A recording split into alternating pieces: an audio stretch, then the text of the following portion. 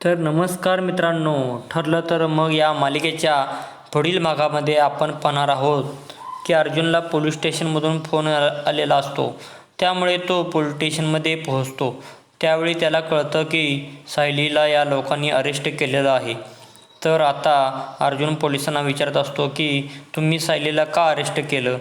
त्यावर पोलीस म्हणतात चाइल्ड ट्रॅफिकची अटक केली आहे. लहान मुलांना पळवताना त्यांना आम्ही रंगेहात पकडले. त्यावर अर्जुन म्हणतो की मला सायलीशी बोलायचं आहे. त्यावर इन्स्पेक्टर साहेब बोलतात की त्यांना आत्ता कोणीही भेटू शकत नाही. त्यानंतर अर्जुन म्हणतो की मी त्यांचा वकील आहे, त्यामुळे मला त्यांना भेटावंच लागेल. त्यानंतर पोलीस अर्जुनला परमिशन देतात. तर अर्जुन आता सायलीला जाऊन भेटतो तर घडलेला सगळा प्रकार तिला विचारत असतो.